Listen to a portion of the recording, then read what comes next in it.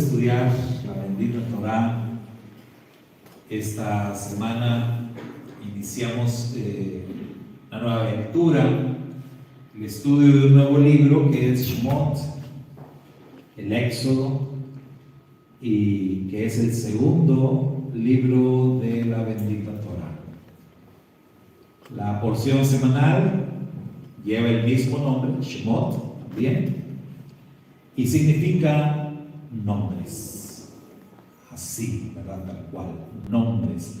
Recordemos que el singular es Shem, significa nombre, singular. La terminación OT lo hace plural, nombres.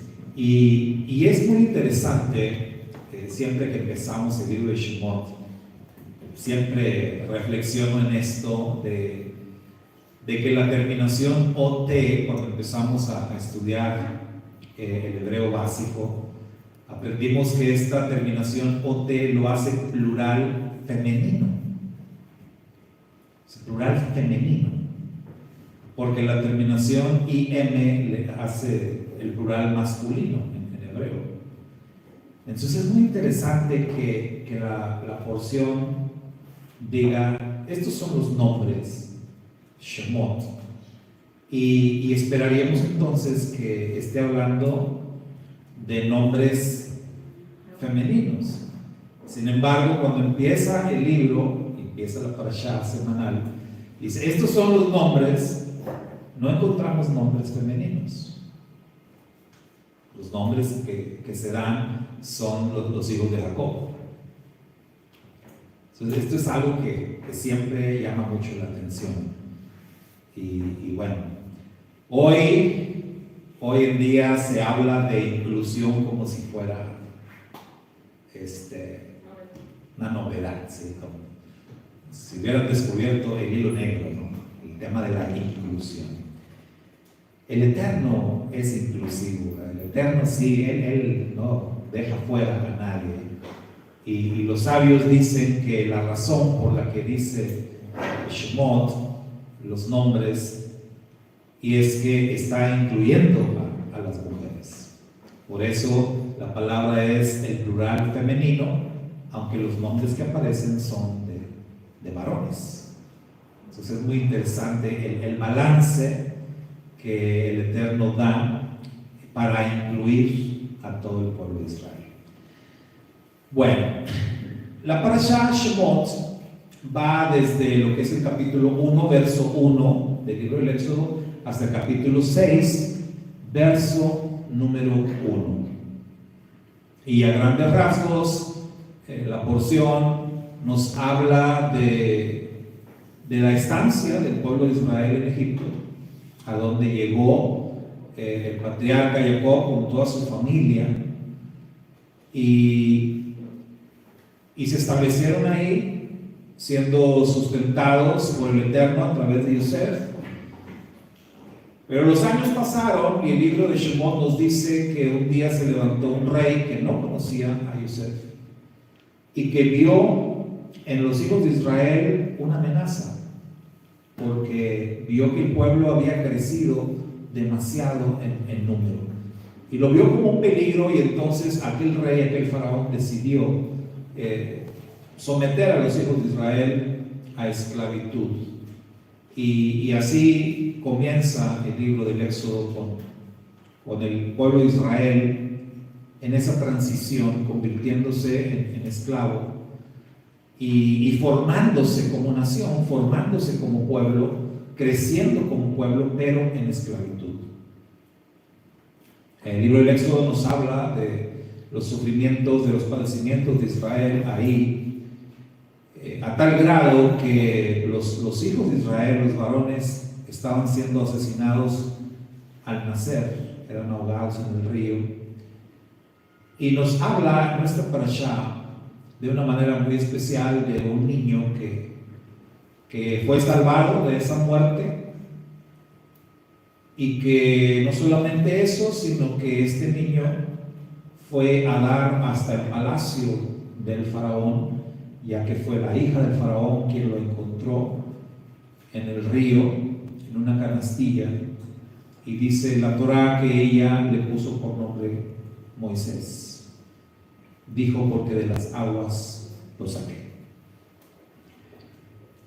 Este niño, el cual es el protagonista prácticamente, ¿no?, de este libro y del resto de los libros de la Torá, Moisés, fue llevado al palacio y fue educado y fue criado como príncipe de Egipto, pero él tuvo conocimiento de sus raíces, pues la Torá nos dice que su hermana, una niña muy inteligente, muy audaz, ella no solamente tuvo el cuidado de llevarlo al río y de estarlo cuidando, sino que cuando la hija del faraón lo encontró, ella se acercó y le dijo, oye, ¿no quieres que te ayude a encontrar a alguien que te ayude a criar a este niño?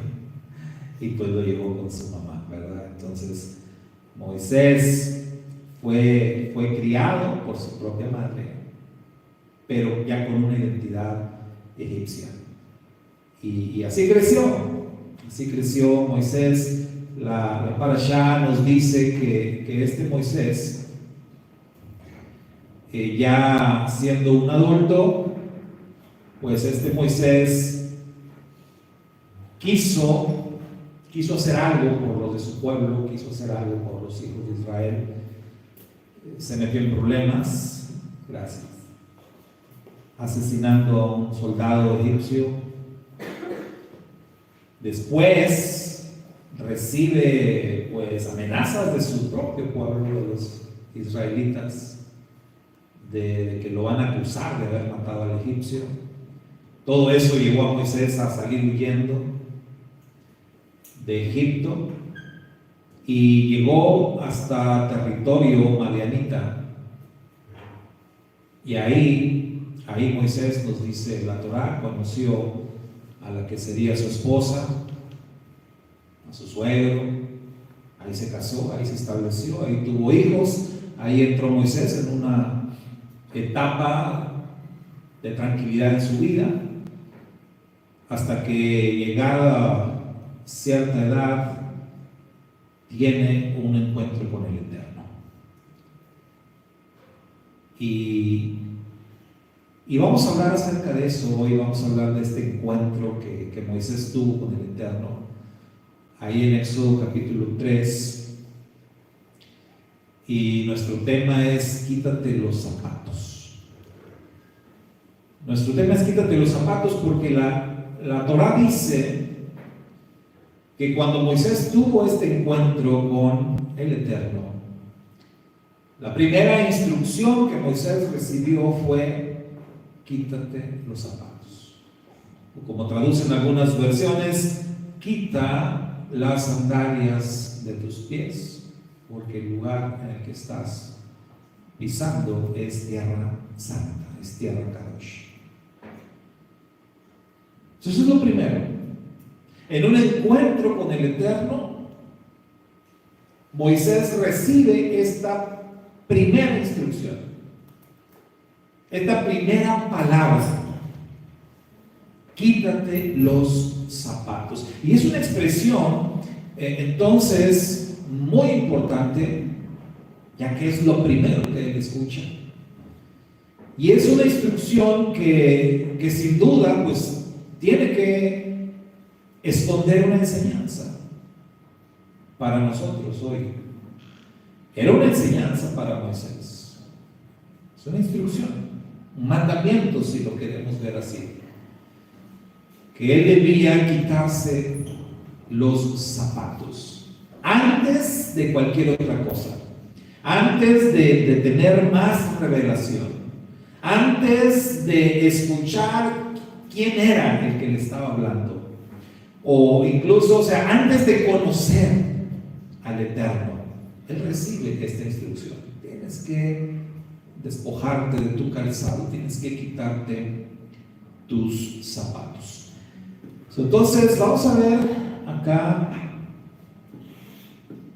ahí está la lectura.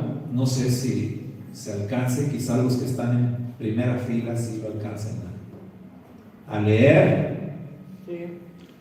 Pero en caso de que no, bueno, yo les voy a leer acá la versión que tengo, en donde dice: Moshe estaba pastoreando las ovejas de Yitro, su suegro, sacerdote de Midian.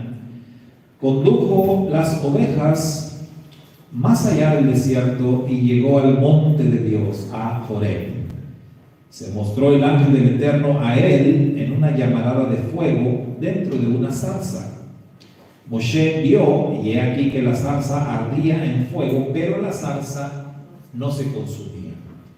Entonces dijo Moshe: me apartaré ahora y veré esta gran visión.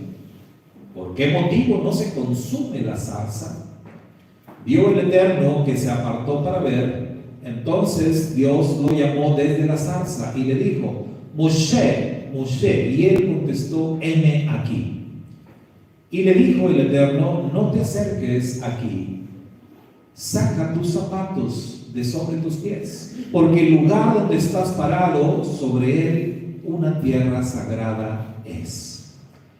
Dijo además: yo soy el Elohim de tus padres, el Dios de Abraham, el Dios de Isaac, el Dios de Jacob.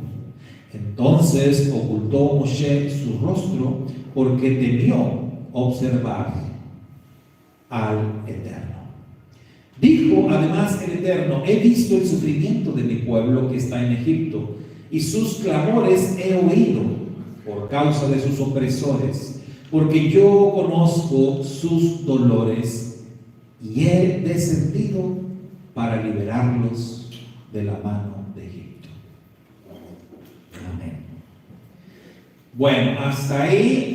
Este es un texto clave de nuestra parashá y es un texto clave de todo el libro del Éxodo, puesto que aquí comienza todo. Aquí comienza la aventura de la liberación de los hijos de Israel de la tierra de Egipto, con este encuentro entre el Eterno y Moisés. La Torá dice que es así, este es un encuentro entre el Eterno y Moisés.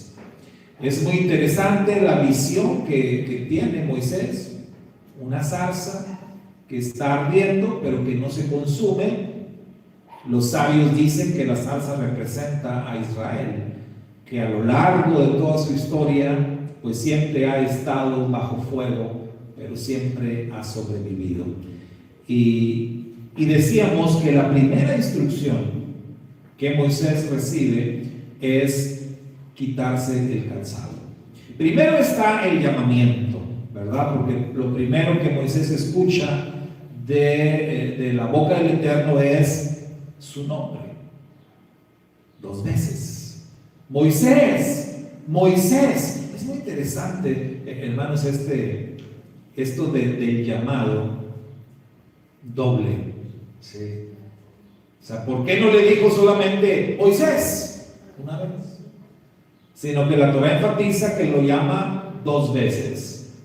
Y esto muy probable tenga que ver con el tema de las segundas oportunidades. Esto caracteriza al Eterno, que Él nos dé una segunda oportunidad. Entonces, lo primero es el llamado. El Eterno llama a Moisés y Moisés responde. Y la respuesta de Moisés es: heme aquí.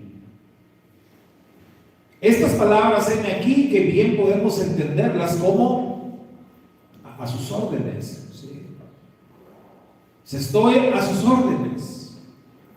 O como respondería el profeta Isaías: heme aquí, envíame a mí. O como diría el Rab Shaul: aquí estoy, ¿qué quieres que yo haga? Esto quiere decir que el Eterno, siempre que Él llama a alguien, lo que el Eterno espera es una respuesta así. Una respuesta positiva. Una respuesta donde la persona se ponga a las órdenes del Eterno. Una respuesta en donde uno diga: Señor, ¿qué quieres que haga? ¿A dónde me vas a enviar? Yo voy, yo lo hago. Entonces Moisés escucha el llamado, responde: heme aquí, Y entonces, siempre, hermano, en la vida de cualquier persona, después de escuchar el llamado y después de responder positivamente como debemos hacerlo, entonces lo que vamos a esperar son las instrucciones. El Eterno nos va a decir qué es lo que tenemos que hacer. Y en el caso de Moisés, la primera instrucción para él fue: empecemos por que te quites los zapatos. Eso es lo primero. Quitarse los zapatos, entonces, mis amados, es un tema de verdad muy revelador. Es un tema profundo y es un tema que nos habla de que lo primero que tenemos que hacer en nuestro encuentro con el Eterno, o lo primero que tenemos que hacer cuando queremos obedecer al Eterno, andar en sus caminos, seguir sus instrucciones, es decir, servir al Eterno, lo primero que hay que hacer es quitarnos lo que está estorbando. ¿Cuántos acá quieren servir al Eterno? Para eso hemos sido creados, ¿no? Para eso vivimos, para la alabanza de su gloria, para poder servirle. Sin embargo, para poder ser instrumentos útiles en las manos del Todopoderoso, es necesario primero despojarnos de aquello que nos estorba. Porque todos siempre vamos a tener cosas en nuestra vida que nos estorben. El escritor a los Hebreos dice: despojándonos de todo peso y del pecado que nos asedia, corramos con paciencia la carrera que tenemos por delante, puestos los ojos en Yeshua, el autor y el consumador de la fe. Necesitamos despojarnos. Si pretendemos nosotros servir al Eterno sin despojarnos de lo que nos estorba, las cosas no van a funcionar. Por eso Moisés, lo primero que escucha como instrucción es: quítate los zapatos, porque estás parado en tierra santa. Entonces, fuera zapatos, hay que despojarse de lo que estorba. Mire, vamos a la siguiente. En esta revelación, entonces, que vemos acá, nosotros nos vamos a encontrar, hermanos, en el libro del Éxodo con una revelación muy interesante respecto al nombre del Eterno. Y esto es algo que ya forma parte de la siguiente parashá, la parashá Vaerá. Pero es muy importante y muy necesario que lo comentemos ahorita, porque una de las cosas que el Eterno le dice a Moisés es su nombre, Yud-Hei Vav-Hei. Este es mi nombre y con él seré recordado, dice el Eterno. Y con este nombre, dice el Eterno, yo no me di a conocer a los antiguos, no me di a conocer a los patriarcas con este nombre. Y entonces, cuando nosotros vamos a la Torá, nos damos cuenta que sí, o sea, el Eterno sí se dio a conocer con su nombre a los patriarcas, es más, a los más antiguos también. El libro de Génesis dice que hubo un tiempo cuando se empezó a invocar el nombre de Yud-Hei Vav-Hei, antes del diluvio. Entonces, sí conocían el nombre, porque el Eterno le dice a Moisés: y con este nombre no me di a conocer a los antiguos. Y los sabios explican que acá de lo que está hablando es de una faceta del carácter mismo del Eterno. Como sabemos, el nombre del Eterno es, vaya, algo grandioso, algo maravilloso, y esconde muchos misterios. Pero hay dos cosas, hay dos atributos principales en la naturaleza del Eterno que están presentes en su nombre. Y estas dos facetas son, por un lado, la justicia y por el otro lado, la misericordia. Entonces, el Eterno se caracteriza por ser justo, pero por ser misericordioso. Y estas son facetas que encontramos presentes en el nombre del Eterno. Cuando Hashem le dice a Moisés, con este nombre no le di a conocer a los antiguos, él está hablando de que los antiguos no conocieron su misericordia, como si la habría a conocer el pueblo de Israel. Es decir, que el Eterno, al descender a liberar a Israel y al decir, les voy a dar a conocer mi nombre, este nombre, él está hablando que el pueblo de Israel habría de conocer a profundidad la misericordia del Eterno, como no la había conocido nadie hasta ese momento. Eso es lo que explican los sabios. El mundo antiguo, hermanos, conoció del Eterno su gran poder. Dice, me conocieron como el omnipotente. Conocieron su justicia. Mire que envió un diluvio sobre la tierra, ¿no? O sea, esto es un aspecto fuerte en el carácter del Eterno.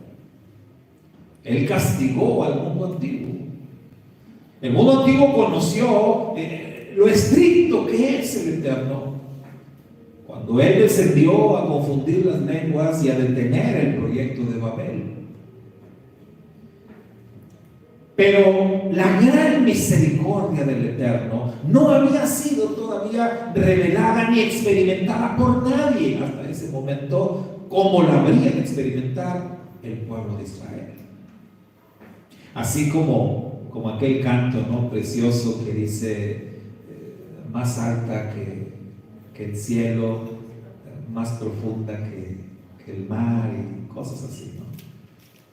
La misericordia del Eterno, nadie, hasta ese momento, nadie la había experimentado. Y el Eterno está diciéndole a Moisés, mi pueblo, el pueblo de Israel, va a conocer mi misericordia, va a experimentar mi gran misericordia. A eso se refería cuando decía, con este nombre no me había dado a conocer, pero ahora sí, el pueblo de Israel va a conocer y experimentar este nombre, Yud Hei Vav Hei, en el aspecto de la gran misericordia. Ahora, fíjese bien, Moisés, a este punto de la historia, Moisés, que había sido criado por su madre, que conocía sus raíces hebreas, que había sido educado como un príncipe de Egipto, este Moisés, en el cual podemos ver un marcado espíritu de justicia. Porque Moisés tenía una tendencia muy fuerte, hermano, hacia la justicia. ¿Por qué mató al egipcio?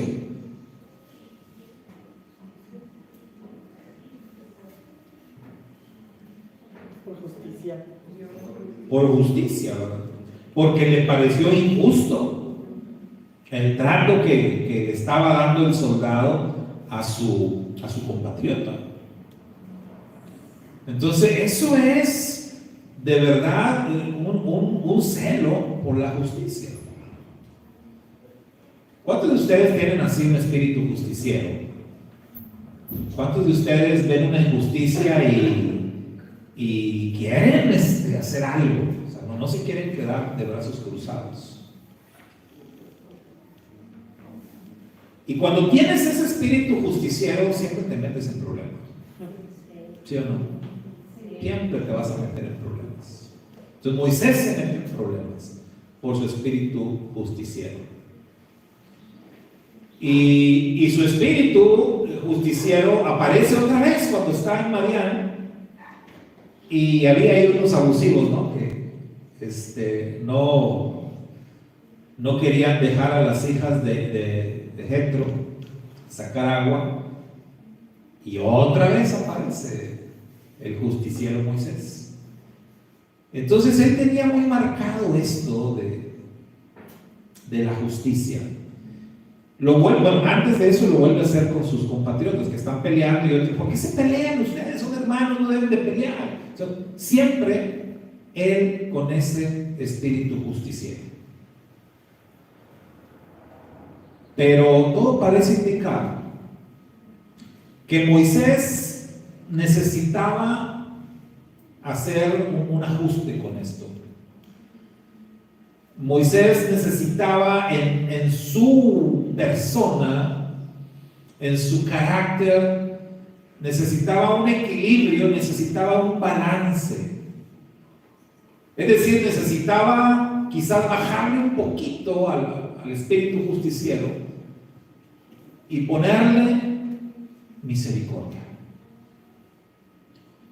Todo parece indicar que Moisés a este punto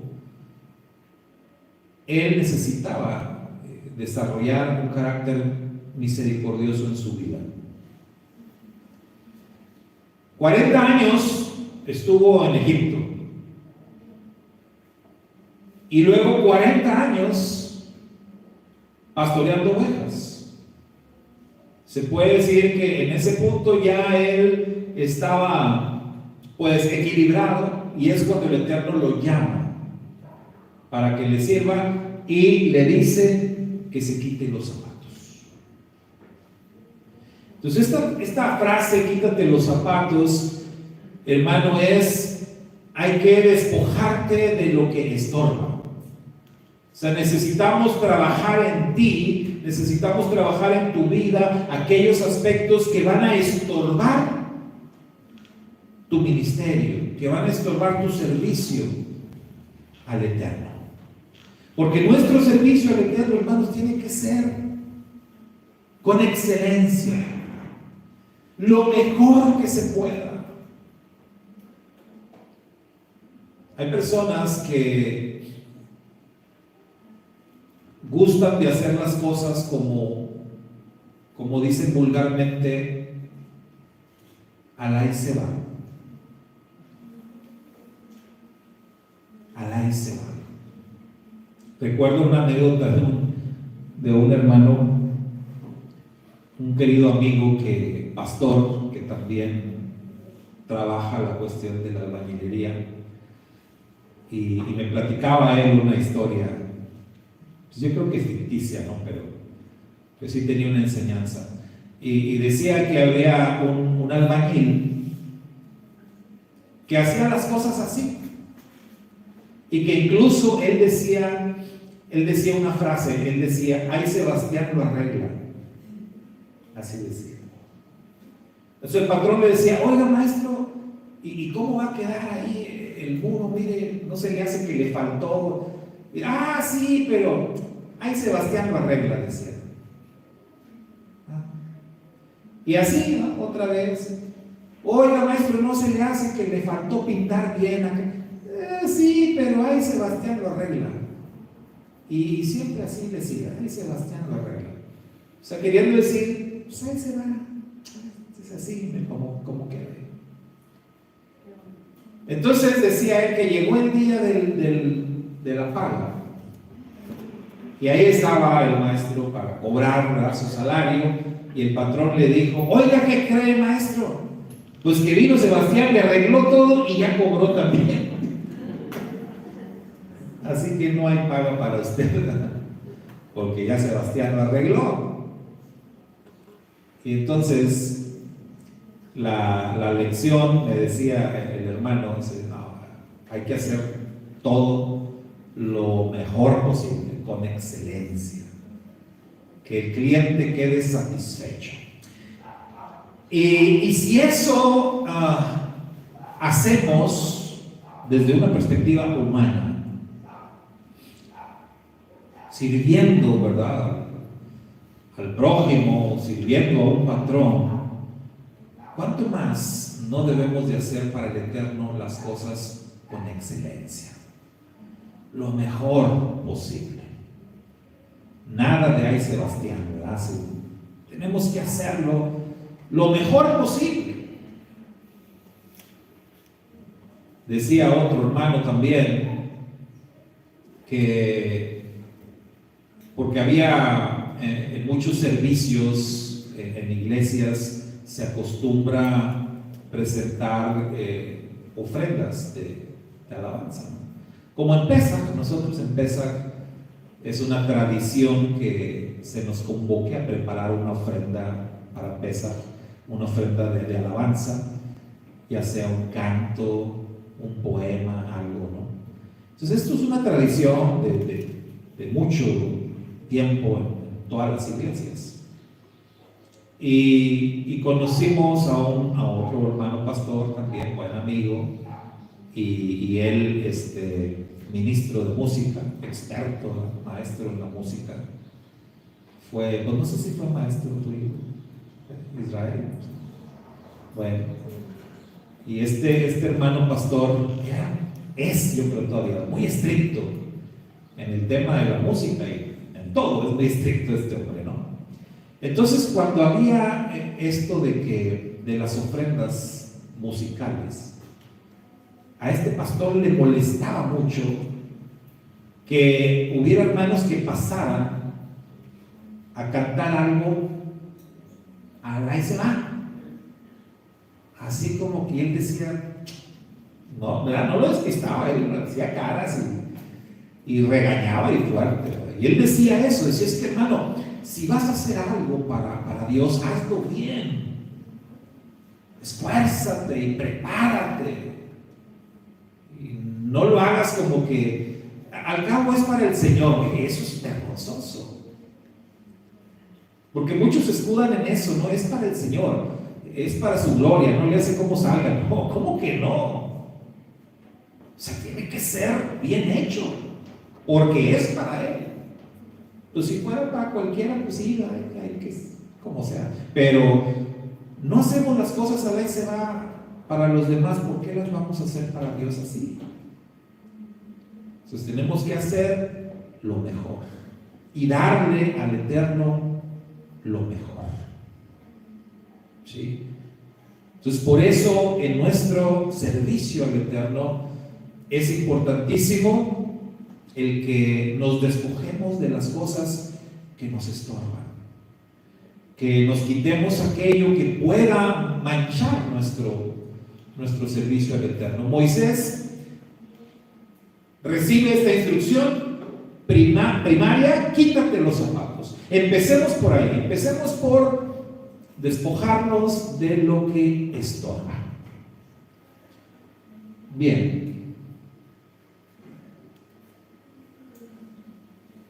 Entonces, esto es de lo que vamos a ver acerca de la misericordia, porque decíamos, Moisés no tenía problemas para el tema de la justicia. O sea, digamos, como juez, él era bueno. Y yo creo que la mayoría, ¿no? La mayoría de las personas con el tema de la justicia, pues no batallamos, se nos da. O alguien batalla aquí para aplicar justicia. Yo creo que es algo como que a todos se nos da fácilmente, ¿no? Cuando se trata de aplicar justicia, o sea, de juzgar, de señalar errores, rápido, no hay problema. Entonces necesitamos trabajar el otro aspecto. Recuerden, en el carácter del Eterno tenemos estas dos facetas principales, y nosotros fuimos creados a imagen y semejanza del Eterno. Tenemos que parecernos al Eterno en estos dos aspectos. Tenemos que ser personas equilibradas, bien balanceadas en estos dos aspectos: en la justicia y en la misericordia. Entonces, Moisés tenía que trabajar este aspecto. Y yo creo que por eso el Eterno lo llevó por una experiencia de 40 años como pastor de ovejas. Porque sabe que un pastor de ovejas aprende a ser misericordioso y aprende con las ovejitas. Entonces, vamos a ver nosotros acá qué es la misericordia, en qué consiste la misericordia, por qué es necesaria la misericordia, ¿Qué relación hay entre la misericordia y la santidad? ¿Y cuál es el objetivo de la misericordia? Entonces vamos a ver rápidamente estos conceptos el día de hoy, pensando en que, al igual que Moisés, nosotros también necesitamos explotar más esa área de oportunidad en nuestro ministerio eterno, que es la misericordia. Entonces empecemos por definir de una manera simple, de una manera sencilla, ¿qué es la misericordia? Probablemente esta definición sea una de las más exactas, de las más apegadas, de las más correctas y bastante sencilla para entender. Misericordia es amor en acción. Así. Amor en acción. La misericordia del Eterno es ese atributo que le permite al Eterno relacionarse con sus criaturas por medio de actos que bendicen, de acciones que favorecen a su creación. La misericordia del Eterno es amor en acción. El texto quizás más popular de la Biblia en el mundo de los creyentes en general es Juan 3:16, ¿verdad? Que dice: porque de tal manera amó Dios al mundo que dio a su Hijo unigénito. Ahí lo que estamos viendo es amor en acción. Porque el amor no es pasivo. El amor es acción. Cuando tú amas, actúas en consecuencia del amor. El Eterno amó tanto al mundo, dice este evangelio, que dio a su Hijo. Entonces ahí tenemos la acción del Eterno a favor del mundo, para bendecir, para salvar. Entonces la misericordia es amor en acción. Y puesto que el mandamiento más grande que existe tiene que ver con el amor, entonces imagínense la importancia que esto reviste. Nosotros recibimos el gran mandamiento de amar al Eterno con todo nuestro corazón, alma, mente y recursos. Y recibimos como segundo gran mandamiento amar a nuestro prójimo como a nosotros mismos. Todo esto tiene que ver con misericordia en acción, con amor en acción. Eso es la misericordia. Así de sencillo. Cuando al Mashiach, Yeshua, le preguntaron precisamente acerca del gran mandamiento, y cuando él respondió de una manera contundente, dando tanto el primero como el segundo gran mandamiento en importancia, luego le preguntaron: ¿y quién es mi prójimo? ¿Verdad? Y cuando leemos ese texto, pareciera que la persona hizo esta pregunta como para sí mismo. Quizás no le preguntó al Mashiach, como que él se quedó reflexionando y pensando: bueno, ¿y quién es mi prójimo? Y el Mashiach respondió a esa pregunta con una historia, con una parábola, más bien, que es la parábola del buen samaritano. La parábola del buen samaritano fue dicha por nuestro Santo Maestro de Justicia para enseñarnos quién es el prójimo. Y cuando terminó de contar la parábola, el Mashiach le preguntó a esta persona: ¿quién te parece a ti de los personajes de la historia? ¿Quién te parece a ti que fue el prójimo?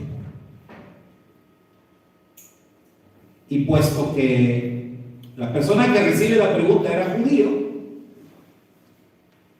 y los judíos y samaritanos no se podían ver ni en pintura, él no quiso contestar así tal cual el samaritano, ¿no? Entonces él respondió, ¿y qué dijo? ¿Quién te parece que fue el prójimo? Pues el que obró con misericordia. El que obró con misericordia, él es el prójimo. Y el Mashiach le dijo, pues ahora, ve y haz tú lo mismo. ¿Ya entendiste? ¿Ya entendiste la lección? Ahora sabes cuál es el mandamiento más importante. Y ahora has entendido también quién es tu prójimo. Ya nada más falta que vayas y que lo hagas. El amor en acción. Eso es la misericordia. Y la vamos a practicar con nuestro prójimo. Y el Mashiach nos dijo que nuestro prójimo es aún hasta tu peor enemigo. Porque él escogió muy bien los personajes de la parábola. ¿Se acuerdan quiénes aparecen ahí en la parábola? Un sacerdote, que cualquiera hubiera apostado por el sacerdote, ¿no? Este va a ser el prójimo, pero no fue. Bueno, el levita, este sí va a ser el prójimo, tampoco. El que resultó el prójimo fue el samaritano. Y otra vez, la lección ahí es que judíos y samaritanos no se pueden ver. Entonces, ¿quién es tu prójimo, hermano? Haciendo una aplicación de esto, es todo. El que te caiga más gordo, ese es tu prójimo. El que no puedas ver, ese es el prójimo. Ese es. Y mientras no aprendamos a mostrar amor al prójimo, pues no hemos aprendido nada. ¿Sí? Misericordia es amor en acción, a favor de cualquier persona. Tú no vas a escoger a las personas, el Eterno las escoge. ¿Con quién tú vas a mostrar la misericordia? No, pero es que padre, ¿verdad? Si nosotros escogemos, probablemente vamos a escoger puro sacerdote y puro levita, pero no. El Eterno escoge, el Eterno nos envía y tenemos que mostrar la misericordia, el amor en acción. Eso es. El segundo concepto que queremos ver es en qué consiste. ¿En qué consiste la misericordia? Otra vez, la forma más sencilla de poder explicar esto es diciendo: la misericordia consiste en ponerte en el lugar del otro. Eso es. Ponte en el lugar de la otra persona. Ponte en los zapatos de él. No hay mejor forma de entender a alguien sino poniéndote en sus zapatos. ¿Y no fue acaso eso lo que hizo el Mashiach por nosotros? Cuando la Escritura dice que se despojó de sí mismo y que tomó forma de hombre y que estando en la condición de hombre se hizo siervo. ¿Qué estaba haciendo el Mashiach? Poniéndose en nuestro lugar, poniéndose en nuestros zapatos. Siempre decimos que el que tenía que haber estado en la cruz era yo, ¿no? Y se oye bien padre, y se oye bien bonito eso. Pero lo que tenemos que entender es que Él tomó nuestro lugar para darnos una lección. Y si nosotros vamos a seguir el ejemplo del Mashiach, entonces nosotros tenemos que aprender a ponernos en el lugar de otros. No en el lugar del Mashiach, porque, vean, nosotros queremos hacer siempre cosas por el Mashiach. por Yeshua o por el Padre, por el Eterno. Pero el Eterno siempre nos va a decir, hazlo con tu prójimo. El Mashiach de hecho dijo, cada vez que hacen esto por mis hermanos los más pequeños, por mí lo haces. Así como Él tomó nuestro lugar, así como Él se puso en nuestros zapatos, nosotros tenemos que ponernos los zapatos del otro. En eso consiste la misericordia. Me pongo en lugar de la persona. Para poder entender, para poder conocer al prójimo, necesitamos hacer eso. Mostrar misericordia puede sonar muy sencillo, pero no lo es. El mostrar misericordia con alguien tiene que ver con que también conozcas a la persona y que trates de entender a la persona. Y eso no es posible si no te pones en su lugar. Y esa lección nos da Yeshua. Entonces necesitamos ponernos en el lugar de nuestro prójimo.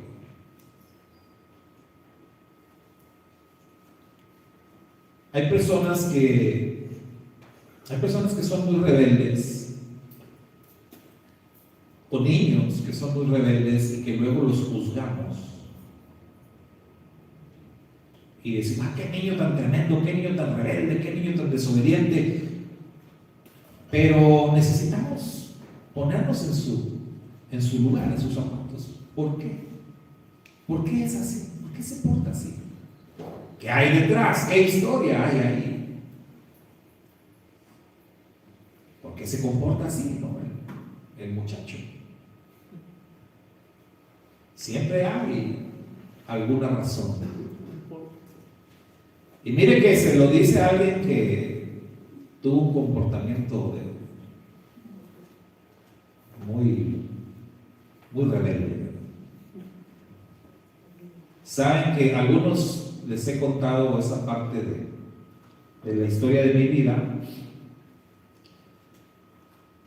porque ha sido necesario. Pero creo que nunca se las he dicho aquí a todos, ¿no?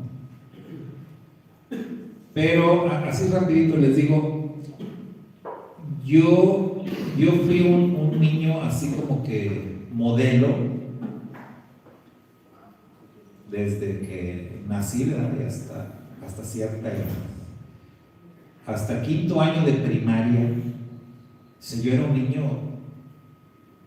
ejemplar. Bueno, me seleccionaron para la escolta, en la escuela, ¿no? Para ir en la escolta. Si no llevé la bandera nada más porque fue cuestión de estética, porque nada más había una niña y los demás éramos hombres, entonces dijeron que la niña lleve la bandera, ¿no? Para que se vea así bien. Entonces, hasta quinto año yo fui así un niño ejemplar. De mis boletas de las calificaciones en la primaria, desde primero hasta quinto, eran así puros 10. Bueno, antes ponían letras y era la excelente, puras mi boleta hasta quinto año. En sexto año de la primaria, todo cambió. Y ese niño se volvió el diablo. De verdad. O sea, me da pena decirlo, lo digo con vergüenza, pero ese niño se volvió el diablo. En sexto año mis calificaciones cayeron. No me sacaron de la escuela porque pues, yo creo que no se podía, ¿no? O sea, pues, seguía ahí. Me volví peleonero, me la pasaba en la dirección, me ponían allá en el patio. En aquellos tiempos te atormentaban, ¿no? Te ponían hincado y con libros así en el sol. Me tocó toda esa época. Los maestros te pegaban. A mí me pegaron hasta el cansancio. con el metro, ¿se acuerdan del metro que usaban? A veces dolía con las manos y de a 5 metrazos en cada mano, y yo resistiendo así nada más con cara de, ¿quieres más? Échale más. Y no, los maestros, y todavía si decías en la casa, te quejabas, pues en la casa te pegaban más porque te habías portado mal. Entonces, en sexto año, así cambié, ¿verdad? Cambié mucho. En la secundaria fue todavía peor. Bueno, en la secundaria me la pasé en la secundaria ya tenían psicólogo y me mandaban al psicólogo ahí en la secundaria. Casi los 3 años estuve, primero con un psicólogo y luego con una psicóloga. Y pues no, nunca me dijeron algo sustancioso. Pero ¿saben qué? ¿A qué atribuí yo todo eso? O sea, todo ese cambio. O sea, hubo un evento que ocurrió, que fue el detonante. O sea, ¿qué fue lo que pasó? O sea, de este niño que era al que cambió, se murió mi papá. Y fue eso. Yo no lo entendí, o sea, y si a mí me hubieran dicho, yo dije, no. Pero sí, o sea, sí fue eso. Mi papá murió en ese, de hecho murió en el periodo del verano, de las vacaciones de quinto para sexto. Y todo cambió. Sí, o sea, bueno, yo cambié. Y hice muchas cosas que pues, me arrepiento mucho, ¿verdad? De cosas que hice porque lastimé a otros niños, lastimé personas, hice muchas travesuras a gente, a adultos, a vecinos. En la escuela hice cosas tremendas que ya eso no se las platico porque no, ¿para qué? Pero todo fue eso. Entonces aquí lo que quiero decir es que si tú no tratas de entender, o sea, si tú nada más juzgas al niño o al muchacho o a quien sea por su conducta, pues no lo ayudas. Pero si tratas de indagar, si tratas de saber qué hay detrás. Entonces yo fui así y eso me ha permitido, bendito el Eterno, me ha permitido explotar esa área. Y entonces el poder yo indagar, cuando he conocido niños así, como yo, ¿verdad? Más o menos digo, aquí hay una historia, ¿verdad? O sea, a él le pasó algo o le está pasando algo, porque la conducta siempre tiene una causa, un porqué. Hacer uso de la misericordia es eso, ponte en sus zapatos. No importa si es un niño, porque luego a veces a los niños los menospreciamos. Entonces me identifico con los grandes, pero con los niños no. No, tenemos que ponernos en los zapatos de los niños. Cuando he pensado en todo esto de mi propia historia, vienen flashazos a mi mente y yo tengo muy presente cuando murió mi papá, que nadie me puso atención. Le he platicado a mi esposa y le digo, es que nadie me hizo caso. Todos estaban allá llorando y con mi mamá y mis hermanos, que todos más grandes, yo soy el más chico, y todos allá hechos un mar de lágrimas y sufriendo. Yo también estaba sufriendo, pero a mí nadie me hizo caso. Nadie me hizo caso. Y estaba bien. Es más, me les perdí. Dijo mi esposa, me les perdí. A propósito, desde ahí empezó mi rebeldía. Fue mi primer acto de rebeldía. Me salí de la clínica ahí y me fui, me perdí. A ver si así me buscan, dije. Esa fue mi primera acción. ¿Para qué les cuento más? ¿No? Y según el psicólogo, todo lo que hice fue por llamar la atención. A lo mejor sí. Yo hice cosas terribles para llamar la atención. Pero sí recuerdo esa primera, ¿no? Porque fue como que, bueno, ¿y a mí quién me va a abrazar? ¿A mí quién me va a consolar? Pues no, todos estaban allá. Yo tenía 10 años. Y a veces pensamos que los niños, porque están chicos, ni cuenta se dan, no siente, ¿no? Pero sí. Entonces, usar la misericordia es ponte en su lugar. ¿Sí? Trata de entenderlo. Y trata de ayudarlo, ¿verdad? Por supuesto. Entonces, en eso consiste la misericordia. Así, de forma sencilla. Siguiente concepto es ¿por qué se vuelve necesaria la misericordia? ¿Por qué es algo necesario, hermanos? Mire, podemos decir que pues justicia ya tenemos bastante, ¿no? Entonces lo que se requiere es más misericordia. Y la misericordia es una de las cosas principales que Dios demanda de nosotros. Ahí tenemos un texto muy popular, Miqueas 6:8. Ahora bien, ¿qué es lo que demanda el Eterno de ti? ¿Qué es lo que pide el Eterno? O exige, dicen otras versiones. ¿Qué nos exige el Eterno a nosotros, a su pueblo? A los que entramos en una relación de pacto con Él. ¿Qué nos exige el Eterno? Ahí está. Y la misericordia es parte de las exigencias del Todopoderoso.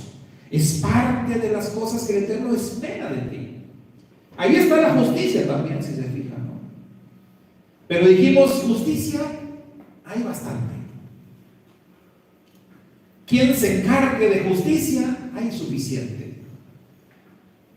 El área donde hace falta es en el área de la misericordia. Expresar misericordia por el prójimo. Entonces, por eso se vuelve necesario. Moisés estaba siendo llamado por el Eterno para ser el libertador de los hijos de Israel.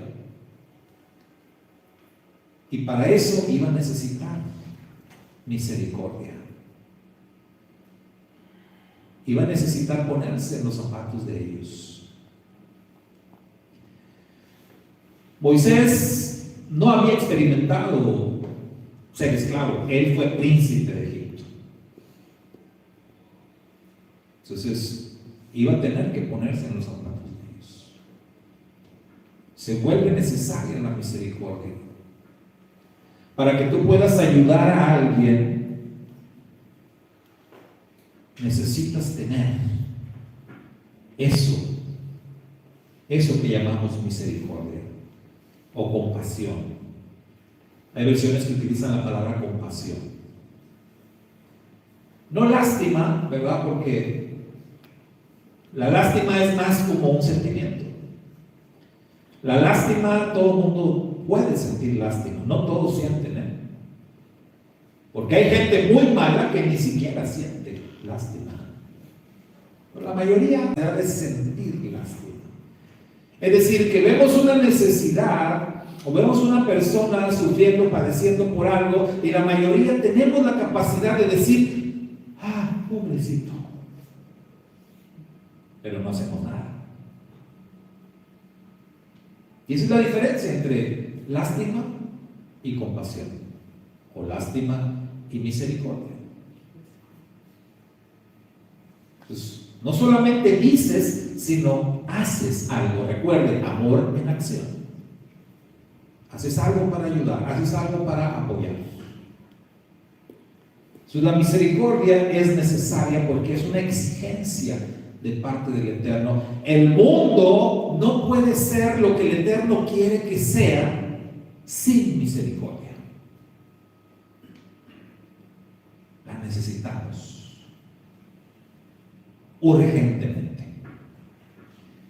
El siguiente concepto, este concepto es muy interesante, ¿verdad? Porque dice, ¿qué relación hay entre la misericordia y la santidad? Recuerden que a Moisés el Eterno le dijo, quita el calzado de tus pies porque estás parado en tierra santa. Entonces hay una conexión entre la misericordia y la santidad. El Eterno es santo, santo, santo. La palabra santo tiene que ver con separación. Bendito es el Eterno, dicen los rezos, que separa la luz de las tinieblas, que separa el día de la noche, que hace una separación entre el Shabbat y el resto de los días, entre Israel y las demás naciones. Eso es santidad, hacer una separación. Y la misericordia, podemos decir, hermanos, que es el camino más excelente. ¿Se acuerda el Rab Shaul cuando está hablando de los dones espirituales? 1 Corintios capítulo 13. ¿Y qué dice él? Yo les muestro un camino más excelente. Bueno, capítulo 12, y empieza el 13. ¿Y de qué habla? Del amor. La misericordia, es lo mismo. El amor en acción. Entonces, Rab Shaul dice, hay muchas formas, muchas cosas como le podemos servir al Eterno, pero yo te voy a hablar del más excelente de los caminos. El que mira, te va a llevar directito a donde quieres llegar. ¿A dónde quieres llegar? A la santidad, porque sin santidad nadie verá al Señor. Si yo quiero ver al Señor, quiero alcanzar un nivel de santidad que me permita tener esa relación de perfección con el Eterno que alguna vez tuvo nuestro padre Adán. Bueno, ¿quieres alcanzar ese camino? El Rab Shaul dice, te voy a dar la vía rápida. Te voy a dar el camino excelente, el que no hay margen de error acá, el camino del amor. Entonces la misericordia nos va a llevar, hermano, a la santidad. Olvídate de otras cosas, enfócate en vivir de una manera misericordiosa. Enfócate en practicar la misericordia y con eso te aseguras un camino directito hacia la santidad. Porque está escrito que el amor cubre multitud de pecados. En otras palabras, una persona que ama, una persona que actúa misericordiosamente, no tiene tiempo de andar metiéndose en problemas, ni odiando, ni peleando, ¿no? Está enfocada en lo que tiene que hacer. Y por eso el camino de la misericordia es un camino seguro hacia la santidad. Quítate los zapatos, quítate lo que estorba, para que puedas conocer y aplicar lo que es la misericordia. Y el último concepto que nos planteamos hoy es el objetivo. ¿Qué pretendemos alcanzar haciendo uso de la misericordia? Pues ahí está, ¿no? El objetivo de la misericordia es rescatar, liberar, salvar, transformar, trascender. Así, Moisés estaba siendo elegido para ser el libertador de los hijos de Israel. Él necesitaba misericordia para eso. El objetivo primario era rescatarlos, eran esclavos. Liberarlos. Para eso vamos a ver que habría de venir los juicios del Eterno, las plagas. ponerlos a salvo. Si ellos en Egipto no iban a estar a salvo, ellos tenían que estar en un lugar mejor, en un lugar más seguro, y lo primero era salir de Egipto. Pero ellos tenían que ser transformados, porque un pueblo de esclavos no era el objetivo del Eterno. El objetivo del Eterno era una nación santa, un reino de sacerdotes, de gente comprometida, de gente transformada, de gente con un alto nivel espiritual y un alto compromiso con el Eterno. Entonces Israel tendría que ser transformado, y de esa manera algún día trascender. Esta palabra de trascender es una palabra muy interesante que define nuestra meta final, porque nuestra meta final es eso, es trascender. Las Escrituras nos hablan de un futuro profético en donde al concluir un periodo de 6,000 años, el Mashiach vendrá, instalará su reino en esta tierra durante 1 milenio, el reino mesiánico, y se completará la semana de la creación, con ese milenio en donde será un reino de justicia, un reino de misericordia, un reino perfecto sobre la tierra. Pero después de que se completen los 7 milenios, la Escritura dice que lamentablemente habrá otra rebeldía, otra acción de rebeldía de parte de esa humanidad, puesto que el Satán será liberado después de estar atado por 1000 años. Y entonces vendrá juicio final del Eterno sobre esta tierra, sobre este planeta, y dice el libro de las Revelaciones que ya este planeta no existirá más.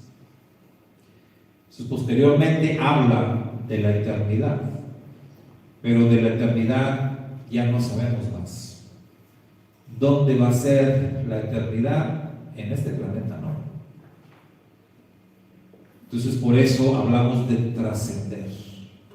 Nuestra meta final es trascender, llegar a ese objetivo que es la eternidad. Pero para eso tenemos que ir paso a paso, cumpliendo con los procesos establecidos por el Eterno, que como veíamos en la semana, hay que seguir, hay que apegarnos a los procesos establecidos por el Eterno. No nos podemos saltar pasos, no se puede, hay que vivir cada experiencia. Pero vea que la misericordia nos va a llevar hasta lo último, hasta eso que tanto anhelamos y que llamamos vida eterna. Entonces por eso necesitamos hacer uso de la misericordia. Vamos con nuestra última diapositiva. Moisés entonces aprendió una lección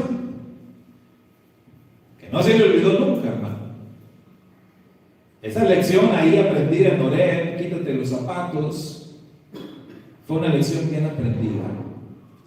Porque nosotros podemos ver que este Moisés tuvo tanta misericordia de los hijos de Israel que incluso estuvo dispuesto a sacrificarse por ellos. Recuerda cuando Moisés dijo: si es necesario, borra mi nombre de tu libro, pero sálvalos a ellos. Nadie tiene mayor amor que este, dijo el Mashiach. La misericordia es un desafío, y llevarla hasta el punto del sacrificio es el máximo reto para cualquier creyente, para cualquier hijo de Dios. Pero podemos empezar por lo más sencillo. Y lo que sí es que lo primero es: quítate los zapatos. ¿Cómo tenemos que entender esto?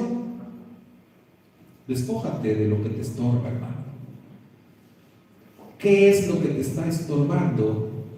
O, dicho de otra manera, ¿qué te está impidiendo el practicar la misericordia? Cualquier cosa que sea lo que te estorbe, necesita ser quitado, porque los obstáculos son para eso, son para vencerlos, son para quitarlos, son para despojarnos. Moisés lo entendió, Moisés lo aprendió, Moisés lo hizo y le fue muy bien.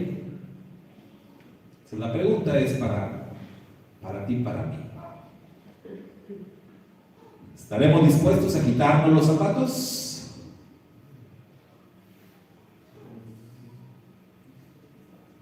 Con este no escucho. Amén. Con este sí. Amén. Shabbat Shalom, que el Padre nos ayude, de veras. No es fácil. No es fácil quitarse los zapatos, pero para la gloria del Eterno debemos hacerlo. ¿Sí? Debemos hacerlo porque solamente así vamos a poder ser instrumentos útiles en sus manos. Shabbat Shalom, bendiciones. Despedimos la transmisión con nuestros hermanos virtuales.